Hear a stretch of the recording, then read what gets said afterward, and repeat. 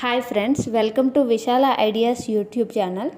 నేను ఇప్పుడు చిన్నపిల్లలకి నొప్పి లేకుండా చెవులు కుట్టించడం ఎలా అనే దాని గురించి చెప్పబోతున్నానండి.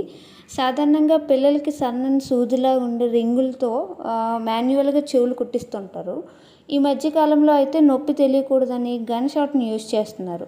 కానీ గన్ షాట్తో కూడా కొంచెం నొప్పి ఉంటుందండి. అండ్ అది గన్ షాట్ చేసేటప్పుడు వచ్చే సౌండ్కి కూడా పిల్లలు ఏడుస్తూ ఉంటారు. అలా కాకుండా ఇప్పుడు ఈ డిస్పోజబుల్ ఇయర్ పియర్సింగ్ యూనిట్ అనే ఈ ఐటమ్స్ వచ్చాయండి. చూడండి, ఇందులోనే ఒకవైపు స్టోన్తో చెవిపోగుంది, ఇంకోవైపు దాని స్క్రూ అనేది ఉంటుంది. ఇది స్టెరిలైజ్ చేసి ఉండటం వలన ఇన్ఫెక్షన్స్ కూడా రావడానికి తక్కువ ఛాన్సెస్ ఉంటాయి.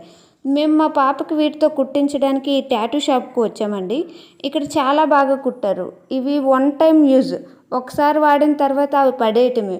వీటిలోనే స్టోను స్టడ్ లోడ్ అయ్యి వస్తాయి కాబట్టి ఇంకా వేరేగా లోడ్ చేయాల్సిన అవసరం లేదు.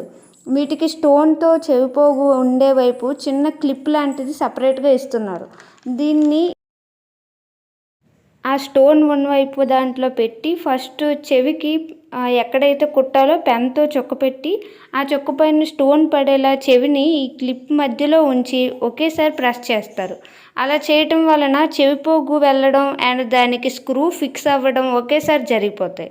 కానీ నేను ఫస్ట్ కుట్టేటప్పుడు పెయిన్ కొంచెమైనా ఉంటుంది కదా, అలా లేకుండా ఎలా ఉంటుంది అనుకున్నానండి. కానీ మా పాప పెయిన్ కోసం అయితే అస్సలు ఏడవనే లేదు.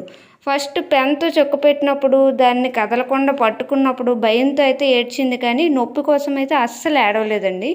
కుట్టిన తర్వాత తను వదిలేయగానే వెంటనే ఏడుపు ఆపేసింది.